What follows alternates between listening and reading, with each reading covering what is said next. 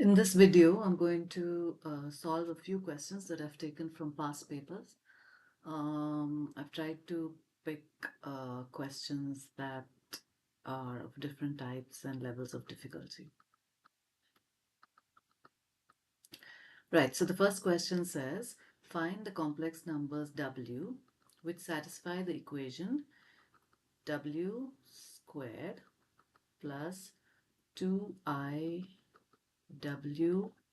conjugate is equal to 1 and are such that the real value of w is less than equal to 0. Give your answers in the form x plus iy, where x and y are real. Okay, so for questions like this, the first thing we want to do is define the complex number that we're trying to find. So let's say let w be x plus iy, keeping in mind that they want us to give our answer in the form x plus iy. So let w be x plus iy, and therefore its conjugate is going to be x minus iy. So for the conjugate, in case you've forgotten, you just change the sign of the imaginary part. So if it was positive, you make it negative. If it was negative, you make it positive. I'm going to substitute both of these values into the equation. So I get x plus iy the whole squared plus 2i x minus iy is equal to 1. Now if I expanded this, I would get x squared plus I squared y squared plus 2i xy plus 2i into x is 2ix negative 2i squared y is equal to 1. Now keeping in mind that I squared is negative 1, I'm going to replace I squared in this equation. So x squared, I squared y squared becomes minus y squared plus 2ixy plus 2ix minus 2i squared becomes plus 2y is equal to 1. So with equations that involve complex numbers, what we can then do is equate real and imaginary parts.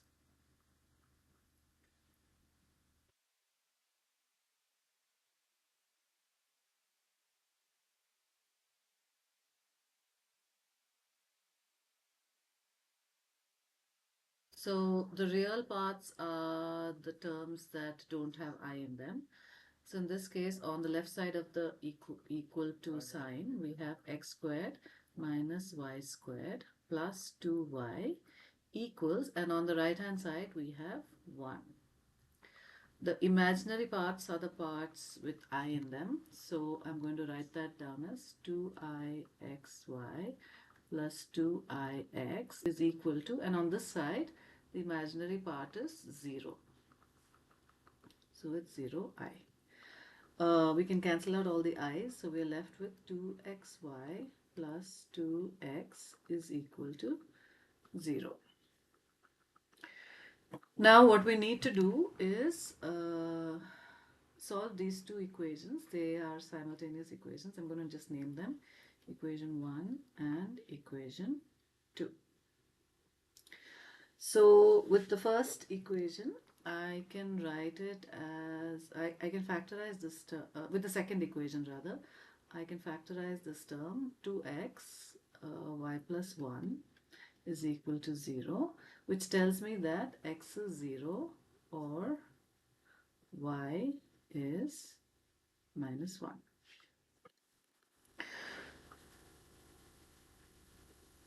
Okay.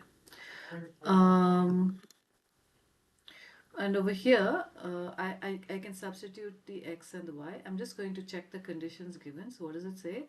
The real part of w has to be less than equal to 0. So the real part of w is x it has to be less than or equal to 0. So this value is fine. And y seems to be fine, but we'll check what we get with that. Okay, so I'm going to take both of these values and substitute them here separately to get the corresponding values of y and x. So if x is 0, then we get 0 minus y squared plus 2y is equal to 1, and that's a quadratic in y, so minus y squared plus 2y minus 1 is equal to 0. I'm going to then put that into my calculator. So I have, let me just put that in, negative 1 plus 2 and minus 1. So I end up with y is equal to 1 and y is equal to 0. Okay, so I'm just putting those down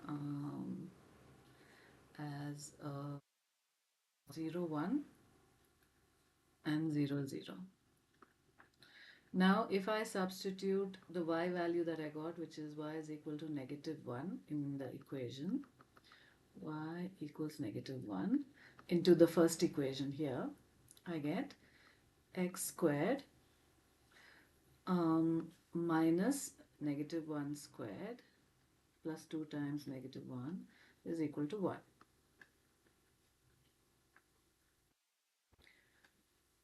So what do I have? I have x squared minus 1 minus 2 is equal to 1. So x squared is 4. X is equal to plus minus 2. Now it says that the real part of w is less than equal to 1. So it has to be 0 or it has to be negative. So we will keep the negative value of x, which goes with the y is equal to minus 1. So our these are all the possible x and y values. So we can say that it says give your answers. So to find the complex numbers w, we can use all of these values and say w could be 0 plus 1i from this value here, or w could be just 0, or w could be minus 2 minus I from here. And I'm just cross-checking to see if I've missed any details. Find the complex numbers w which satisfy this equation and are such that the real part of w is less than or equal to 0. Give your answer in the form x plus iy. So we've got 3 different values and we're going to keep them all.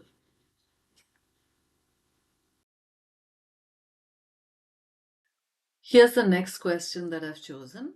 It says that the complex number negative root 3 plus I is denoted by u.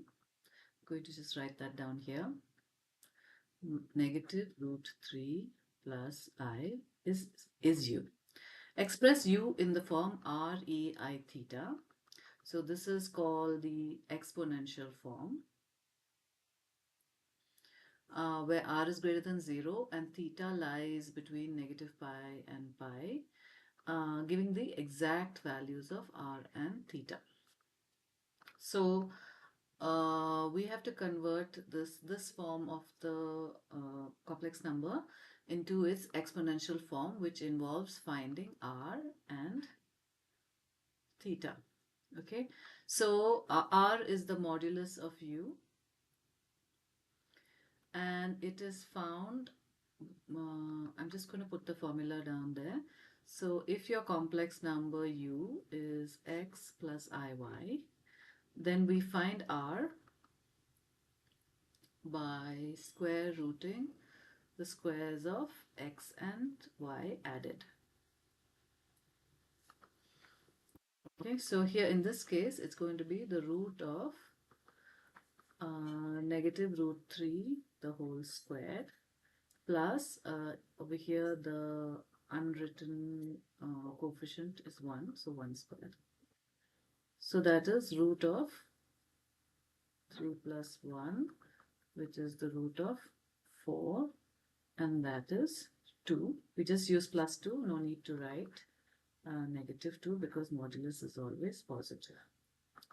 Okay, so we found the value of the modulus of u, and now we're going to find the argument of u.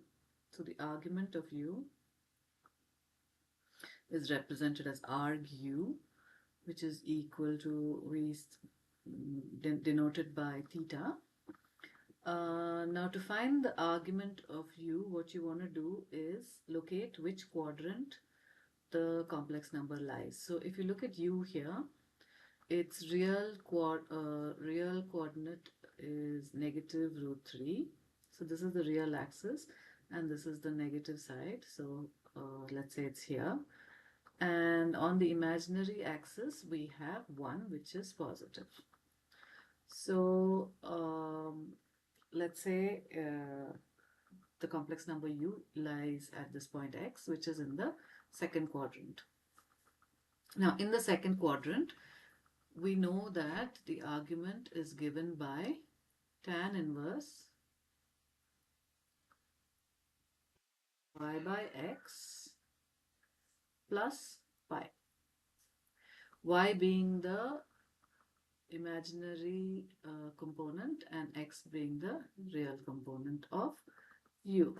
So in this case, it's going to be tan inverse of 1 by negative root 3 plus pi. Now, if we put that into our calculators, we have tan inverse of negative 1 by root 3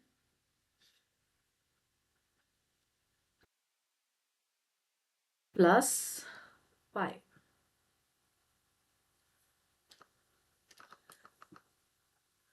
It's going to give me, oh, and then we have to remember to put this on radian mode, okay, which I haven't done. So let me just do that.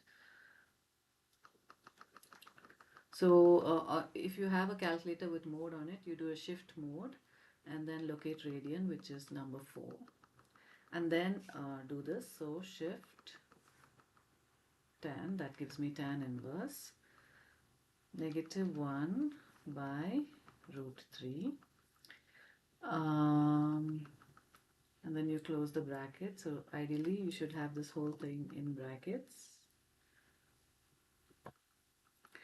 and then you add pi to it.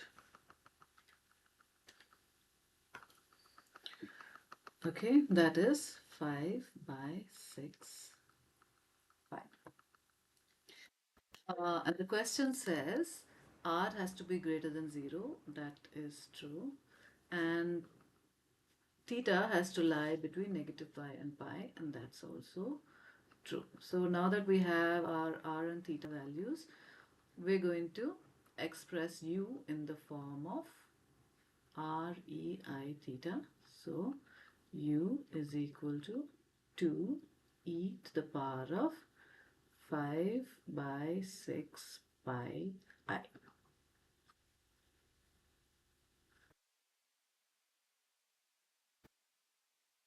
Right. Now, the next part, the part B says, hence, show that u to the power of 6 is real and state its value. So they're saying if you raise u to the power of 6, this entire thing should turn into a real number. So let's try that out. So u to the power of 6 would be 2 e to the power of 5 by 6 pi I,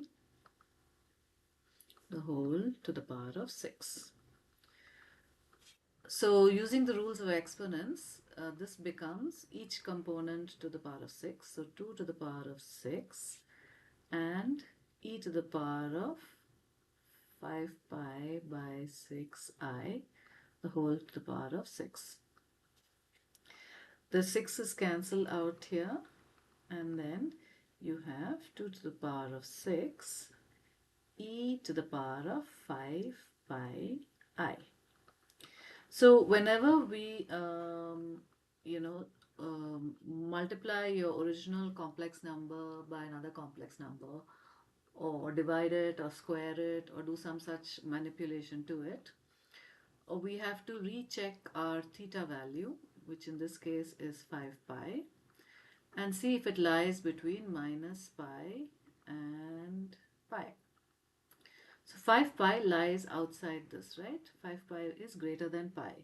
So whenever if a number is greater, if a argument value is greater than pi, then what you need to do is take the 5 pi and subtract 2 pi from it. So that gives me 3 pi. That is still higher than pi.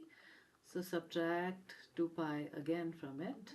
So you keep subtracting 2 pi until your argument value comes within the range that is expected. So 3 pi minus 2 pi is pi. So this can be rewritten as 2 to the power of 6 e to the power of pi I. So I'm just repeating that. 5 pi is too large a value to be an acceptable argument. Arguments have to be between minus pi and pi. So you keep reducing it by 2 pi until you bring it within this limit. Okay, now how do we make out if this is a real number or a complex number or just an imaginary number? What do? We can just write it in the polar form or the modulus argument form, which would be r cos theta plus I sin theta. In this case, r is 2 to the power of 6 and cos pi plus I sin pi.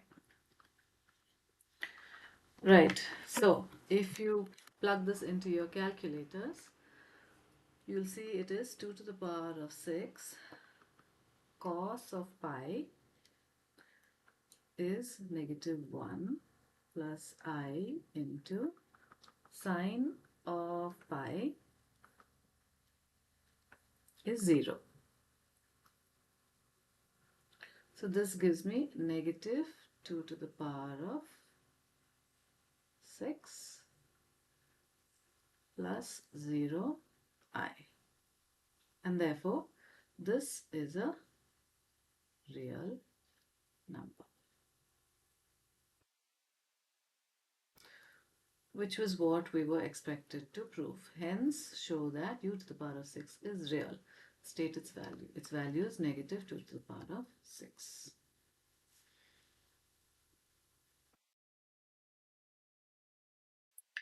These questions are asking us to find the square roots of a complex number. You just have to follow a set of steps to find the answer. They're not very complicated questions, but they carry a good amount of marks. In this case, it's 5 marks. So you want to learn how to do this, and these questions come pretty often as part questions. Okay, so what does it say? It says the complex number u is given by, so I'm just writing that down now. Here, u is equal to 10 minus 4 root 6I. Find the two square roots of u. So the thing to keep in mind here is that the square root of a complex number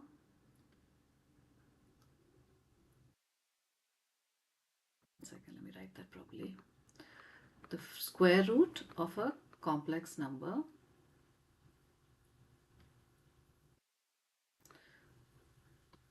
is also a complex number.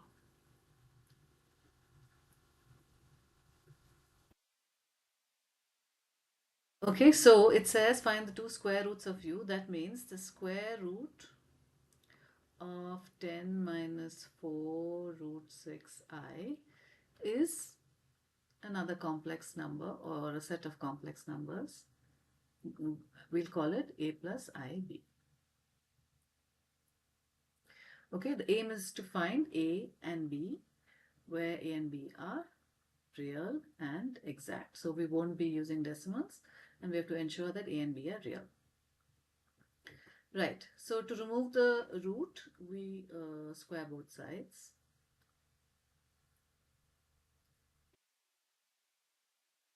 So we end up with 10 minus 4 root 6I is equal to a plus ib the whole squared.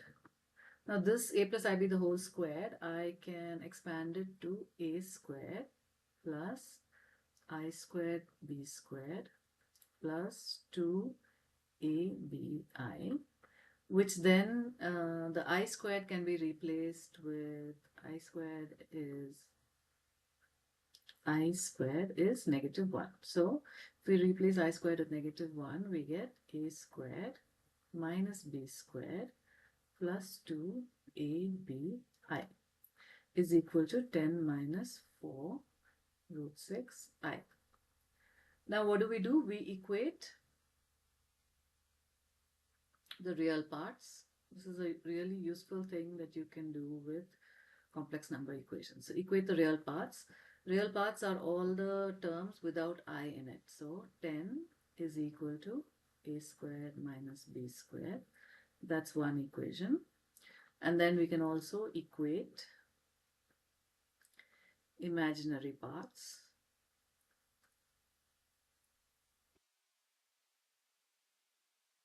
So those are the parts with I in them. So minus 4 root 6 is equal to 2ab. I've just omitted the i's because they cancel out anyway. This is equation number 2. So we have two equations for two unknowns a and b. We just have to solve them by some method of simultaneous equations. So I'm going to use substitution.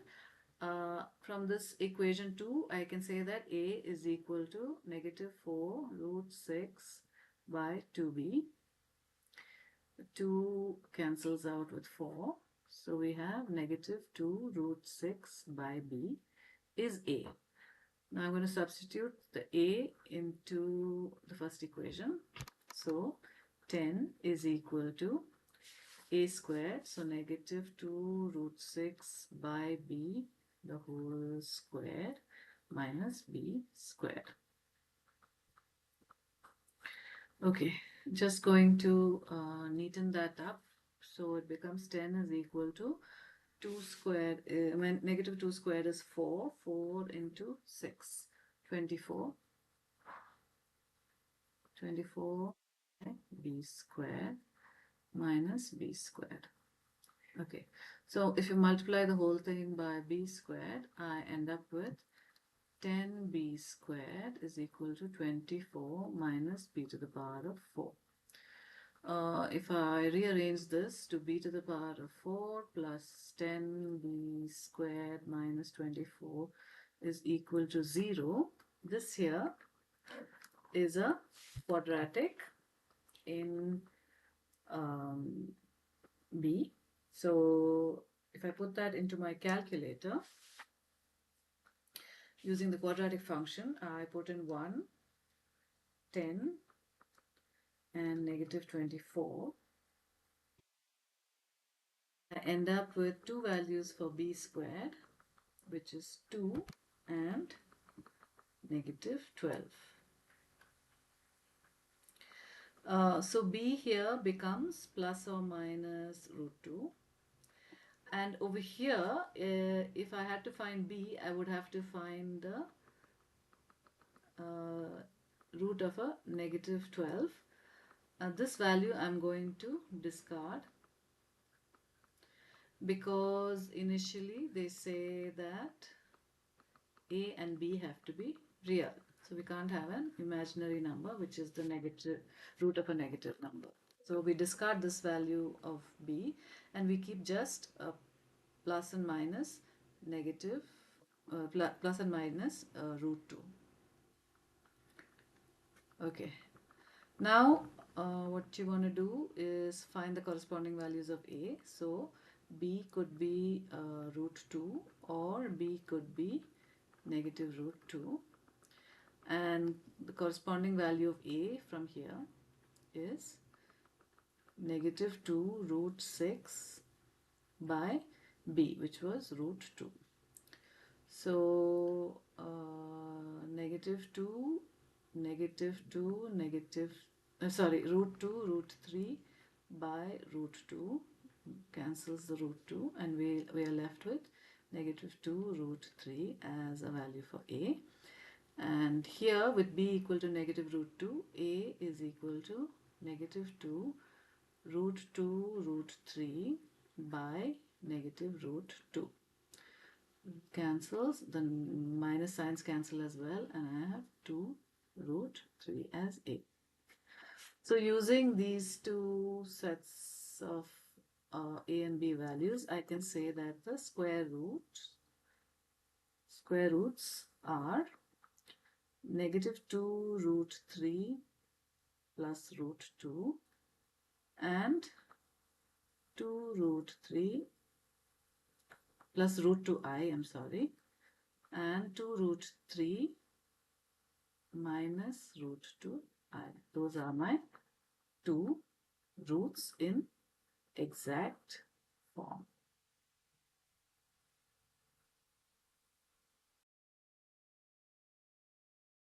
So this question, as you can see, carries a total of 10 marks.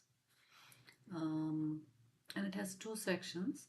The first part asks you to verify that minus 1 plus root 2i is the root of the equation z to the power of 4 plus 3z squared plus 2z plus 12 equal to 0. And the second part says find the other roots of this equation. So this question actually is somewhat similar to what we did in chapter 1, the polynomials, factorizing polynomials. Except that here it is a z or z represents a complex number. When we did chapter 1, we didn't have z, we had x, and x represented a real number solution.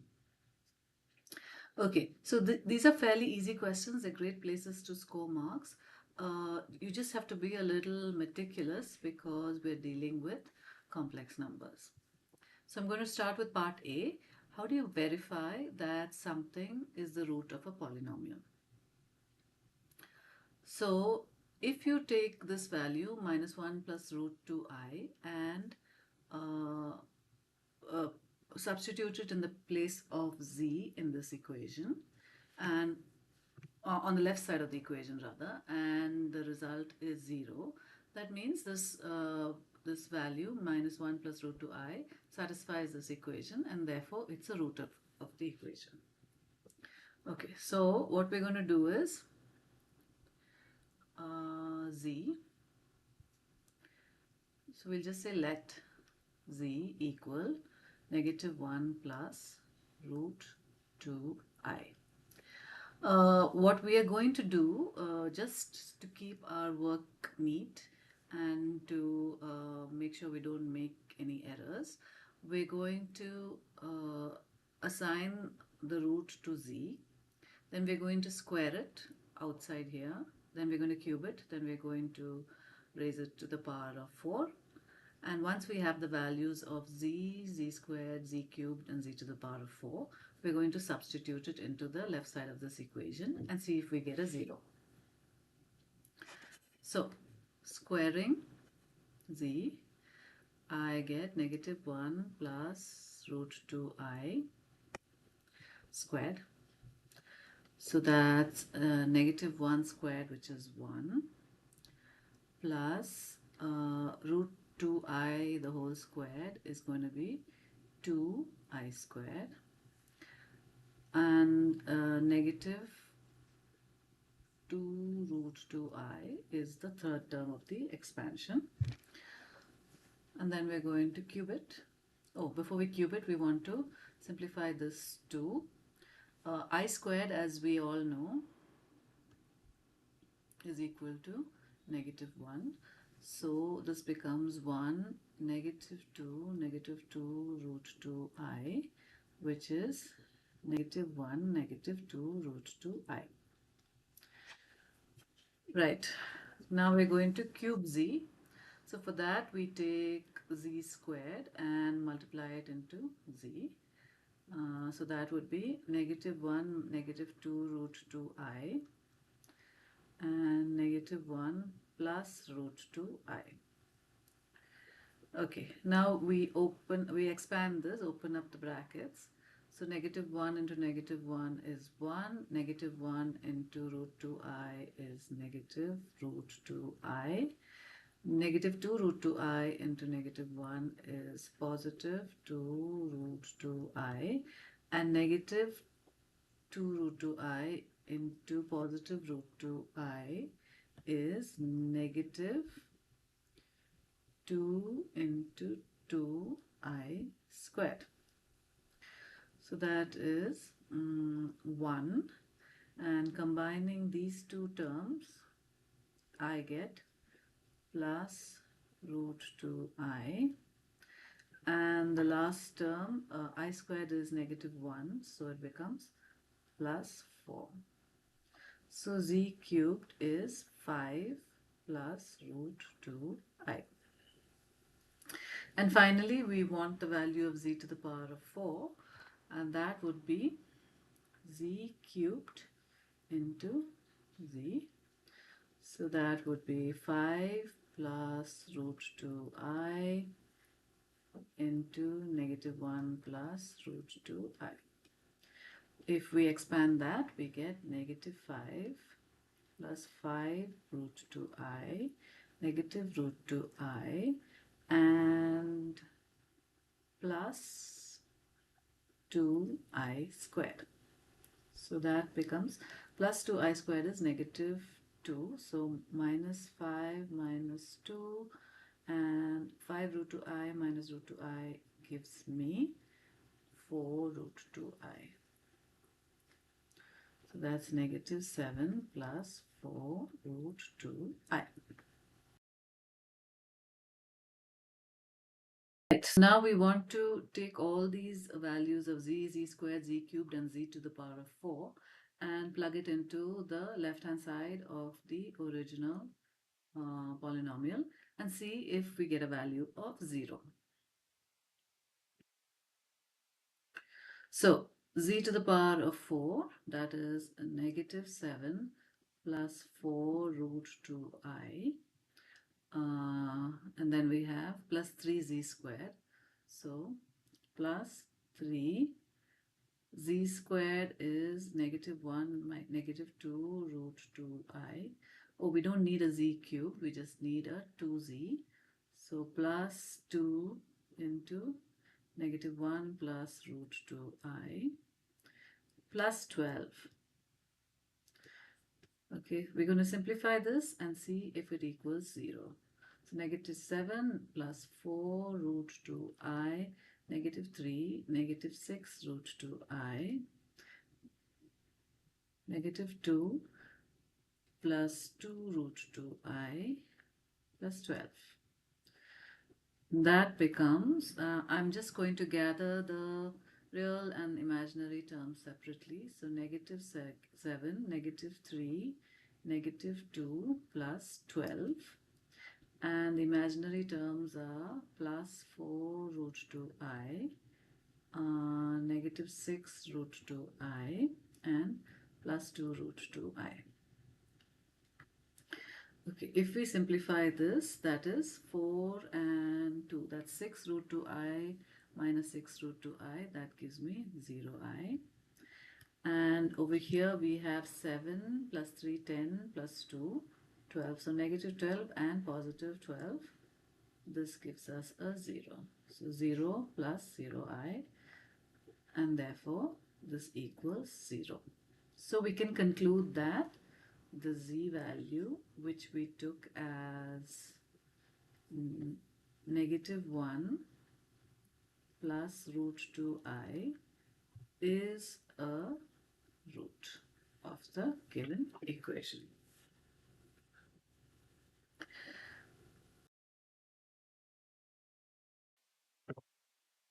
Okay, so we've shown that -1 plus root 2i is the root of the given equation. Now, if you have a complex number root such as -1 plus root 2i, its conjugate will also be a root or solution of the equation. So -1, negative root 2i is also a root of the given equation. Now, if we convert these two roots to factors and multiply them together, we get, okay, so I'm multiplying the factors. Remember, if this is a root, then to make it into a factor, you subtract it from z. So z minus -1 plus root 2i is your first factor. And the second factor is you take the second root and subtract it from z. So z minus -1 minus root 2i. So we're going to multiply these two together. And the result of that we're going to use as a divisor and do a long division to find the remaining roots of this equation. So I'll show you the process. So you multiply the factors. Now to multiply these factors, you see there are 3 terms in the first bracket and there are 3 in the second. And the multiplication of this can get quite complicated. So the simple way to do this is to open this out like this. Z minus and minus makes a plus. Z plus 1 minus root 2i is the first factor opened up, and the second one is z plus 1 plus root 2i. Okay, so now in order to make our multiplication easy, we're going to club the first terms together. Okay, so in the first bracket we have z plus 1 clubbed together and minus root 2i, and in the second bracket we have z plus 1 again and plus root 2i. Okay, this is of the form a plus b into a minus b. Now we all know that a plus b into a minus b is a squared minus b squared. So that is the that's what we're going to apply over here, the identity that we're going to apply here. So we have z plus 1 minus root 2i and z plus 1 plus root 2i. So it becomes z plus 1 the whole squared minus root 2i the whole squared. So that's my a squared minus b squared. This is easy now, so I just open it out. Z squared plus 1 plus 2z minus 2i squared, and that becomes I squared is -1, so it becomes z squared plus 2z plus 1 and plus 2, and that is z squared plus 2z plus 3.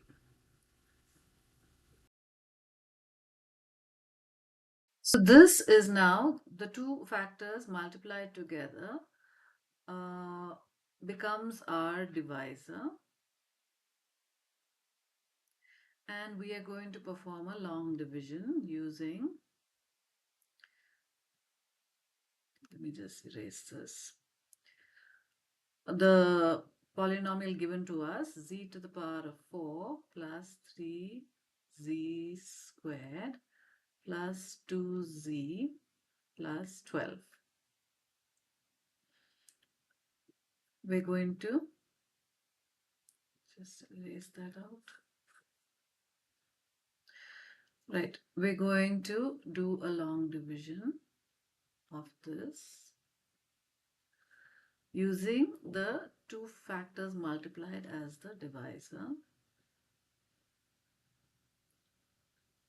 So if you take a polynomial and divide it by its known factors, the quotient here will be the remaining factor or factors.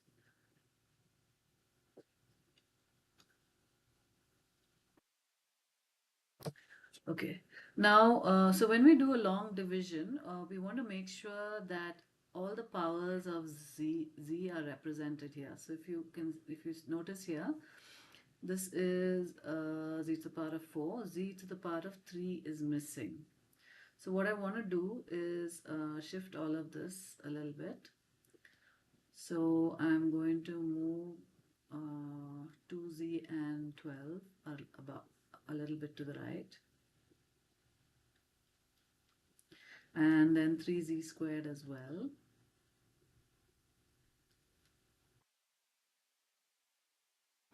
And here the z cubed term was missing, so I'm just going to put it down as 0z cubed.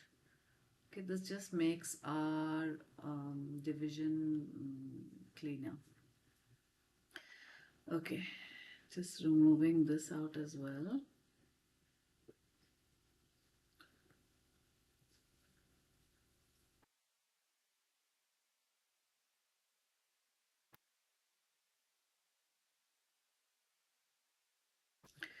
Right, so how do you do the long division?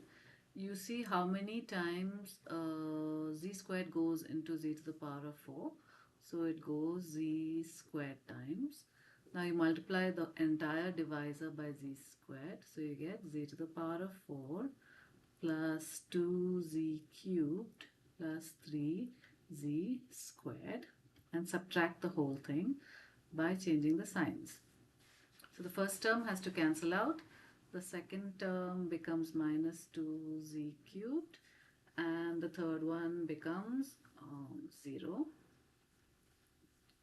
z squared plus 2z. Now once again we see how many times z squared goes into negative 2z cubed. It is negative 2z times. Now multiply the entire divisor by minus 2z. So negative 2z cubed, negative 4z squared, negative 6z. Change the signs to subtract them, and then the first term will cancel out. 4z squared plus 8z plus 12. Right. Now, how many times does z squared go into 4z squared? It goes 4 times. So multiply the entire divisor by 4. 4z squared plus 8z plus 12. Change the sign, and the entire thing cancels out with a remainder of 0, because z squared plus 2z plus 3 is are two factors multiplied. So if you divide by a factor, you should get a remainder 0. And this here, this is the quotient.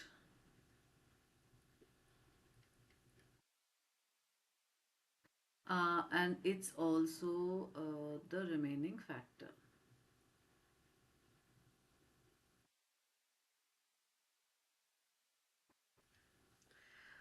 Right, so what we want to do with the remaining factor, so yeah, so the remaining factor is z squared minus 2z plus 4. Now the question asks us to find the other roots of the equation. So remember, the first two roots are up here, minus 1 plus root 2i and minus 1 minus root 2i. The remaining two roots we're going to get from the remaining factor that we found. So all you have to do is put it into your quadratic function of your calculator. So I'm just putting it in. I'm going to put in 1, then I'm going to put in minus 2, and then I'm going to put in 4. And I get the third and fourth roots, which are 1 plus root 3i, and the fourth root, which is 1 minus root 3i, the conjugate of the third root. Right, so now we have all 4 roots, starting with the one that they gave us, negative 1 plus root 2i. So roots of the equation are negative 1 plus root 2i, negative 1 minus root 2i, and then the 2 that we just found, 1 plus root 3i, and negative 1, sorry, not negative 1, plus 1 negative root 3i. Those are your roots.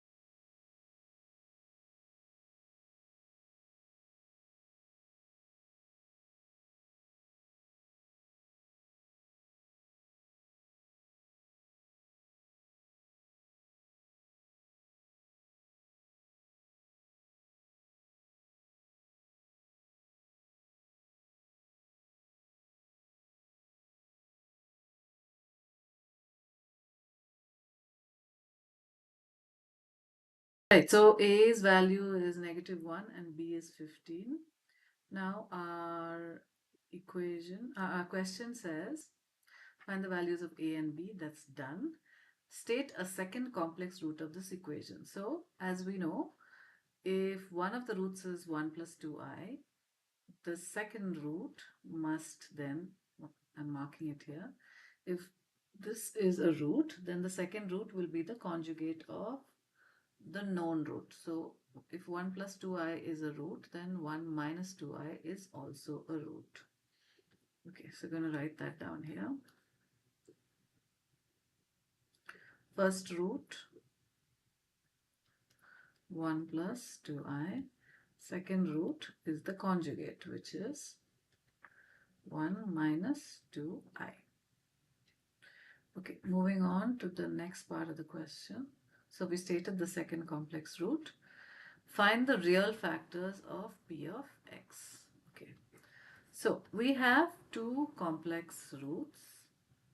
I'm going to actually just write down p of x here so that we don't have to keep referring up for it. 2x cubed plus ax squared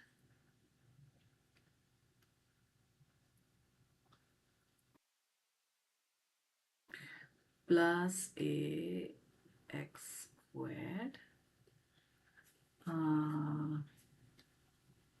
plus 4x plus b.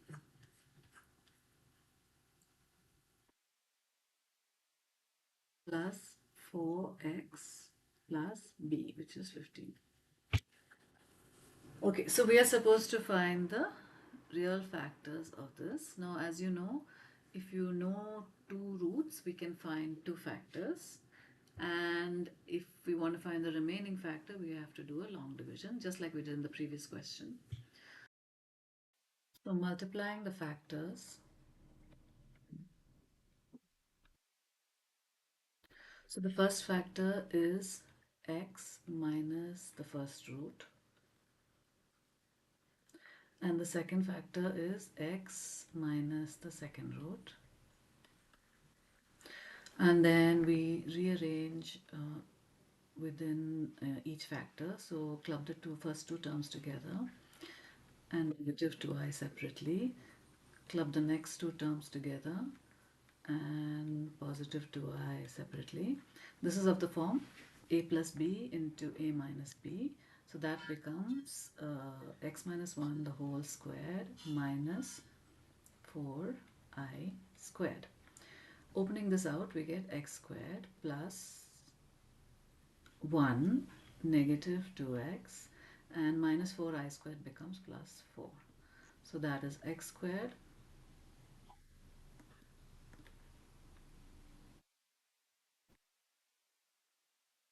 x squared minus 2x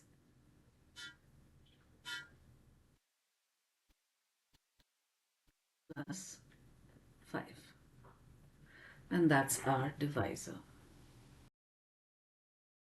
Right, so now I'm going to just carry out the division. So using x squared minus 2x plus 5 as the divisor, the first part of my quotient, x squared goes 2x times into 2x cubed. So multiply the entire divisor by 2x to get 2x cubed minus 4x squared plus 10x. Change the sign, so negative, positive, negative, cancel, and so this becomes 3x squared and this becomes negative 6x plus 15. So then we have to multiply x squared into 3, so that becomes 3x squared minus 6x plus 15. If we change the signs, all the terms cancel, which is the way it should be because x squared minus 2x plus 5 is a factor of the given polynomial. Right, so what we have up here is the remaining factor, which is what they have asked us to find. So factor, they asked us to find the real factor. So the real factor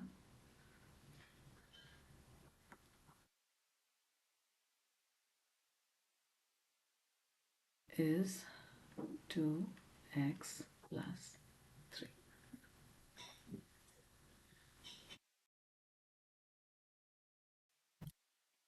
So the next question we're going to do is the complex numbers u and v are defined by u is equal to negative 4 plus 2i and v is equal to 3 plus i.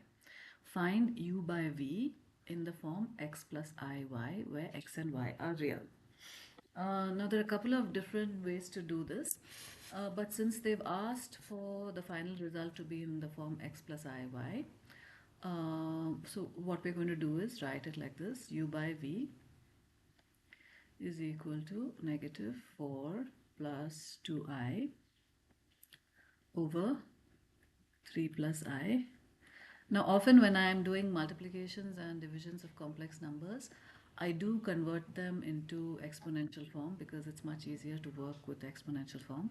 But in this case, because the final answer is expected to be x plus iy, I'm just leaving it like this. And we're going to then try and get rid of the the imaginary part in the denominator. So to do that, you write the division that you're supposed to do and then multiply by the conjugate of the denominator. So the denominator is 3 plus I. So you multiply by 3 minus I, which is its conjugate. And then because you don't want to change the value of this, you divide it also by 3 minus I. Okay, this keeps the value of the expression the same, but you are multiplying and dividing by the conjugate of the denominator. Now I'm going to carry out the multiplication. So multiply minus 4 plus 2i, the whole thing, into 3 minus I. So I get negative 12 plus 4i plus 6i and negative 2i squared. That's the numerator. And when I multiply out the denominator, you will see it's of the form a plus b, a minus b. So a plus b into a minus b, we know, is a squared minus b squared. 3 squared minus I squared. Right, then we simplify the numerator. So we know I squared here at the end is negative 1. So the last term becomes plus 2. So negative 12 plus 2 and 6i and 4i give us 10i. Okay, so basically we're combining like terms. And denominator we have 9. I squared is negative 1, so 9 plus 1.